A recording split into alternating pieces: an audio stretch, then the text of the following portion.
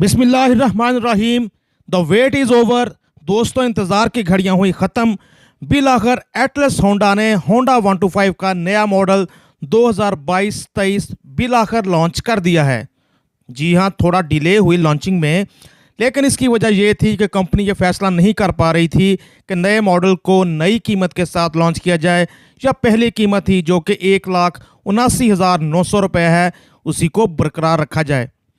तो ऐसे 2-3 मीटिंग्स हुई तो बिल आखिर अवाम की, कस्टमर्स की अदम दिलचस्पी देखते हुए कंपनी ने पहली कीमत को ही बरकरार रखने का फैसला किया। तो अब आते हैं कुछ ऐसी होंडा 125 के बारे में दिलचस्प मालूमात की तरफ जो यकीनन आप आज से पहले शायद ना जानते हों।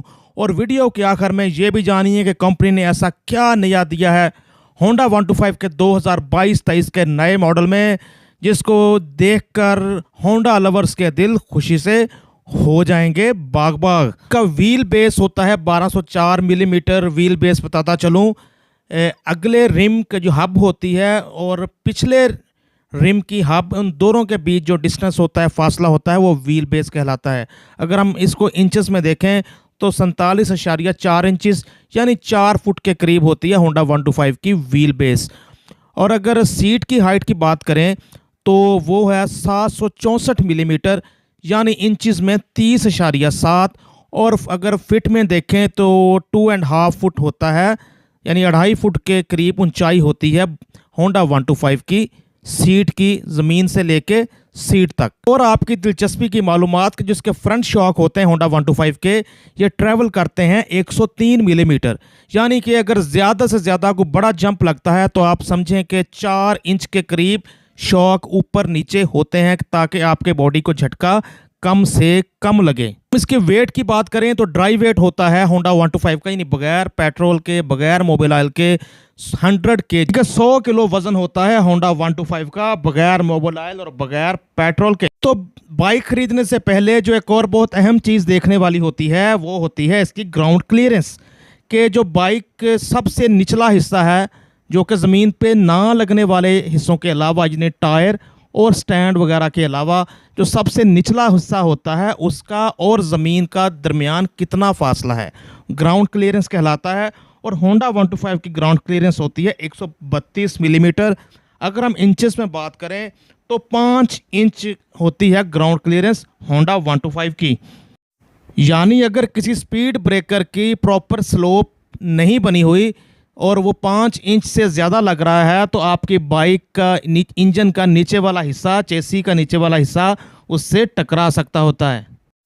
इसके बाद जानिए होंडा 125 में मैक्सिमम कितना पेट्रोल डालता है। तो होंडा 125 का पेट्रोल टैंक होता है 9.2 यानी तकरीबन 9.25 लीटर का, जिसमें 2 लीटर रिजर्व के लिए मुख्तस होता है। यानी आपने टैंक फुल करवाते हैं 7 लीटर, आप चलने के बाद आपकी बाइक मिसिंग करेगी कि रिज़र्व ऑन करें, फिर जो रिज़र्व में 2 लीटर होता है या 2.25 लीटर होता है फिर वो पेट्रोल यूज़ में आना शुरू होता है। तो ओवरऑल 9.25 लीटर का पेट्रोल टैंक होता है आपके होंडा 125 का। दोस्तों, अब आ गए वो लम्हात कि हम जानते हैं कि कंपनी ने क्या ऐसा नया इजाफा किया है कि होंडा लवर्स के दिल हो गए हैं खुशी से बाग बाग। फैंस मुंतज़र थे कि कब होंडा बाइक आए और कब हमें ये इजाफा देखने को मिले। तो वो इजाफा है वही टैंकी टॉपिक के स्टिकर्स कह लें, ग्राफिक्स कह लें या नई स्टिकर पट्टी कह लें।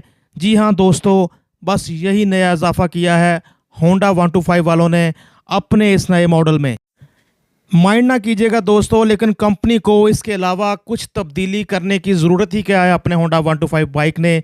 अगर कंपनी के जो कस्टमर्स हैं, होंडा 125 के जो फैंस हैं, उन्होंने सिर्फ टैंकी टॉपिक के स्टिकर की तब्दीली से ही खुश हो जाना होता है।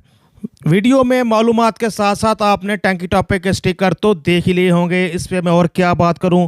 हाँ, अगर आप नया 125 नहीं चाहते, सेकंड हैंड लेना चाहते हैं तो उसके लिए आप हमारा चैनल सब्सक्राइब करें, क्योंकि हम पूरे पाकिस्तान के सारे बड़े शहरों से आपको दिखाते हैं हर कंपनी के सेकंड हैंड, हर मॉडल की बाइक्स, हर कीमत की बाइक्स, हर तरह की जेब रखने वाले के लिए बाइक्स। हमारे चैनल पे आपको 10,000 से लेके ऑनवर्ड्स सेकंड हैंड बाइक्स देखने को मिलती हैं। दुआ में रखें, याद रहें, शादो आबाद। PTN पाक टुडे न्यूज़। अल्लाह हाफिज़ व नासिर।